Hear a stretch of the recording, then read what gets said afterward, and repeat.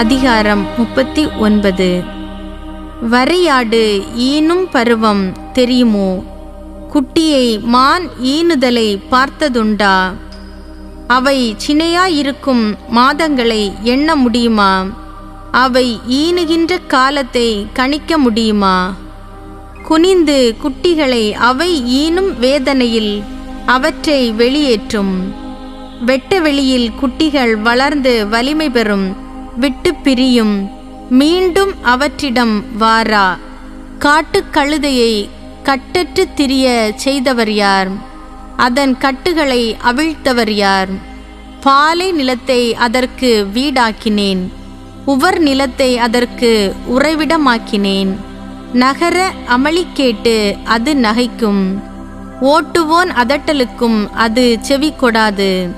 குன்றுகள் எங்கும் மேய்ச்சலை தேடும், பசுமை அனைத்தையும் அது நாடி அலையும்.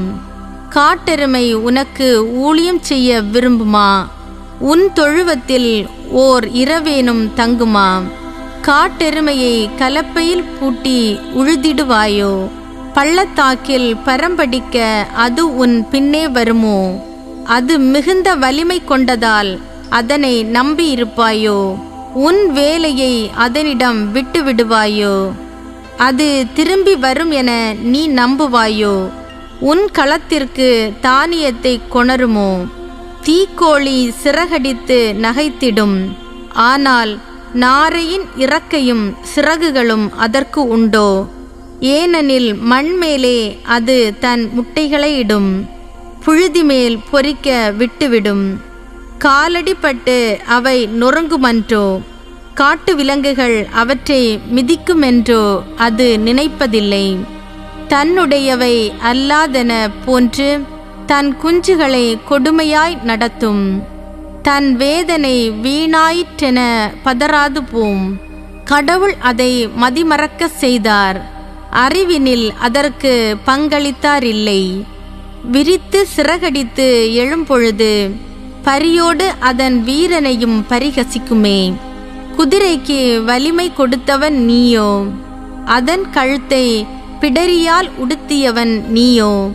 தத்து கிழி போல் அதனை தாவ செய்பவன் நீயோ? அதன் செருக்கு மிகு கனைப்பு நடுங்க வைத்திடுமே. அது மண்ணை பறிக்கும், தன் வலிமையில் மகிழும். போர்க்களத்தை சந்திக்க புறப்பட்டுச் செல்லும். அது அச்சத்தை எள்ளி நகையாடும், கலங்காது. வாழ்முனை கண்டு பின்வாங்காது. அதன் மேல் அம்பரா தூணி கலகலக்கும், ஈட்டியும் வேலும் பளபளக்கும். அது துள்ளும், பொங்கி எழும், மண்ணை விழுங்கும். ஊதுகொம்பு ஓசையில் அது ஓய்ந்து நிற்காது.